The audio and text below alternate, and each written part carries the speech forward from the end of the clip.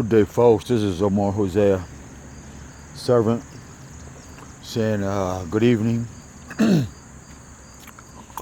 Heavenly Father, I humbly ask and pray that you guide my tongue and guide my heart. I ask that you grant me the permission and the words to speak this truth, Father. And let this truth be confirmed according to your will, not my will, because your will is the best will. So I humbly place my will into your will, and I pray that you accept my will and all those who are seeking your face, Father. We just ask that you would open up some minds and some hearts and some ears and make them sense awareness, Father, that they may come closer to you and have the desire to come closer to you. Because you choose them, not because I said they should. Selah. And by the power of the Holy Spirit I come. Anybody in the name of Emmanuel I humbly ask. And by the presence of the prophets before me and after me, we say thank you. Now, some of you guys is going to be mad as hell at me. Some of you guys and gals is going to be like, who the hell he think he is? Who told him he was this and this and that? And how he know, because he ain't been to school. Who is this teacher? And what man can validate him? Or what scholarship can validate him? Or what on this planet can validate him? Truth can validate me. The Most High can validate me. And that's all that's important. That you get closer to the truth, because the closer you get to the truth, the easier it'll be for you to see the Most High's face.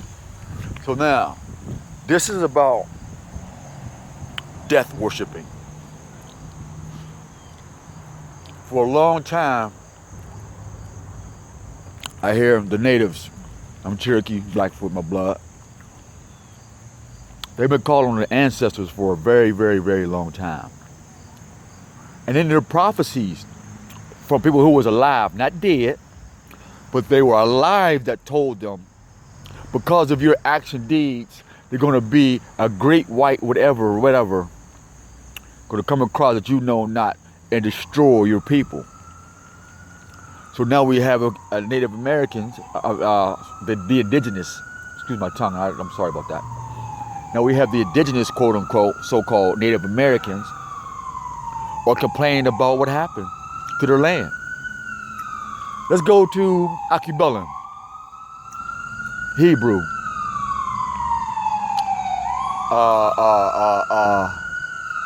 some of the Ethiopians and, whatever. When we cried out to our dead ancestors, what the Most High do? He shipped us to Assyria.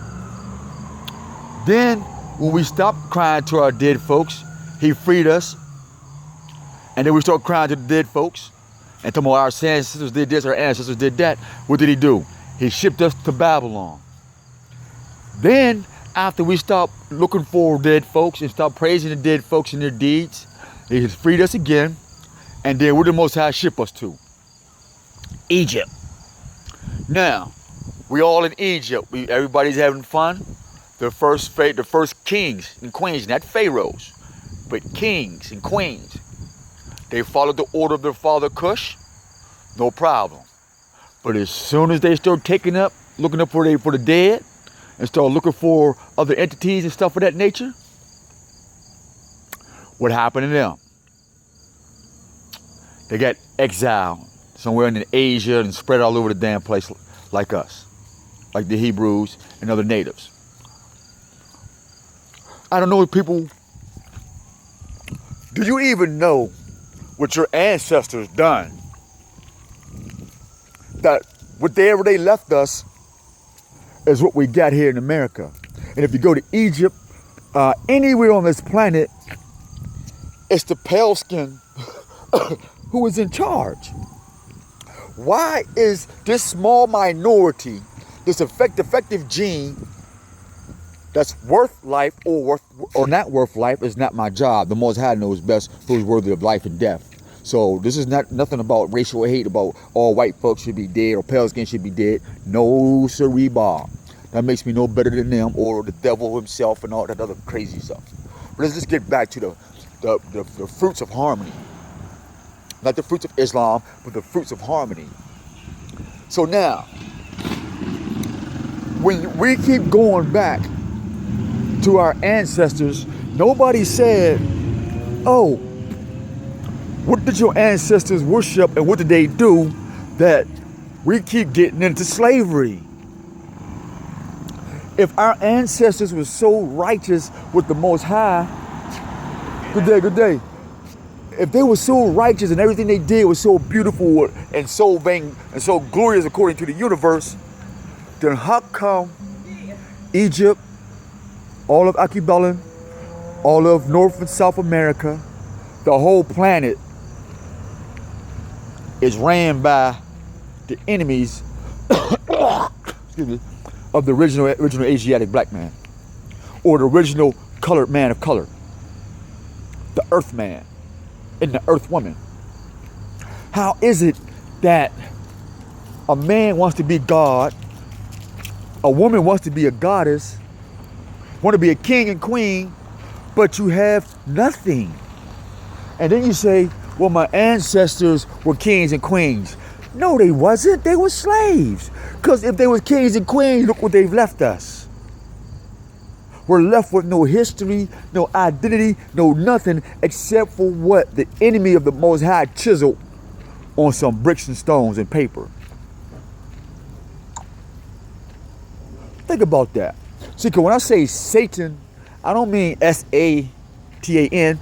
I mean S-A-Y, say, tan, like the sun tan. Satan, he said things to tan your soul to keep you from the goodness of life. And I can't seem to figure out the life of me. Why is everybody so attached to death? Think about it. Is it not more honor to do what somebody else who is alive are suggesting, opposed to what a person who is dead? For instance, I love the prophets.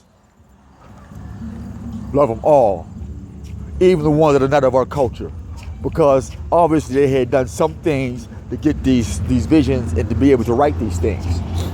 But now, they wrote them because they knew they was going to die, that somebody else can live. So that means if I'm living the writings, then their children get to live the writings and life perpetuates.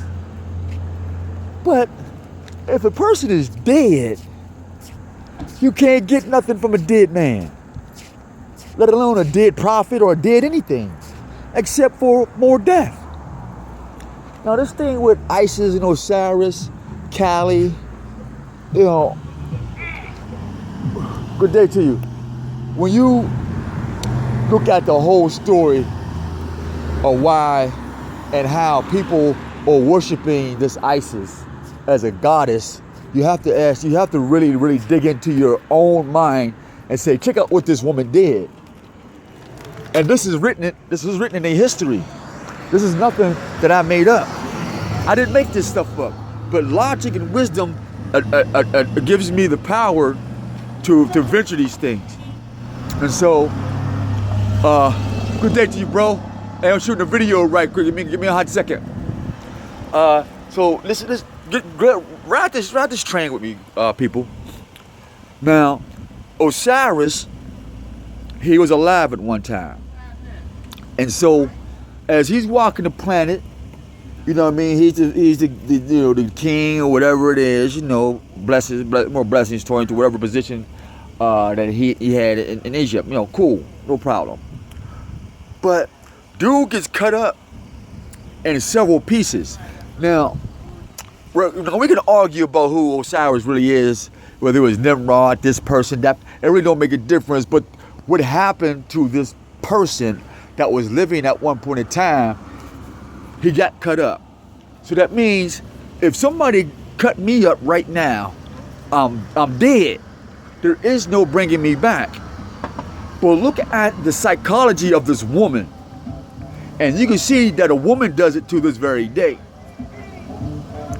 Her brother slash boyfriend slash husband slash baby daddy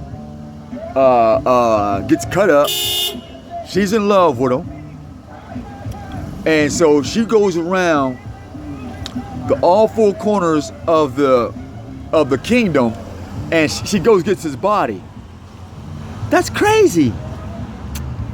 But that ain't my teeth. What was the color? I gotta get some more white. I'm sorry about that. But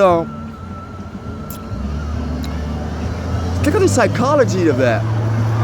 That this woman, quote unquote goddess, was insane and so in tune to her physical body. I don't know how you get a goddess out of that, but she was so in tune to her physical body that she desired a dead body. She desired to bring back a dead man, and then she went and got this underground, this icon called Ankh, and she used it for her magical spell. So when you look at that, you have to look at the psychology of Isis. What woman in her right mind is going to go across the kingdom and go get all these dead body parts? And I'm quite sure these dead body parts was eroded. You know what I mean? It had some stench. You know what I mean? And so she went to a magician, a priest of Egypt, or the priest of whatever it was, that told her how to bring a dead man back. Do you know, once you dead and you bring that person back, it's not the same person? Because they're not born of their mother no more, but they're born of something different. Folks, we have to start waking up and respect the fact that if you can't enjoy people who are alive with you now, how the fuck, excuse my language, how the hell you gonna give attribute to somebody dead? We have a whole bunch of people who are alive who have great wisdom and great strength and great power and ideas that can help us build our people up. But what y'all want to do? Y'all rather forsake the people that are alive and chase after the people that are dead and say thanks to my ancestors. Well, guess what? The next time you talk to a dead man or a dead ancestor, tell them strictly, Hosea said, thank you for leaving us in bondage and slavery like this, because every time my ancestors did something, the Most High put us in slavery. Whether it was here in America, Egypt, Babylon, Assyria, Europe, even in so-called Africa, we've always been in slavery. So thank you, ancestors, for giving us over 5,000 years, 10,000 years of slavery. And if you think that that's what humanity and life is about, as being enslaved because your ancestors did something so great, you might want to have your brain checked out too. Until next time,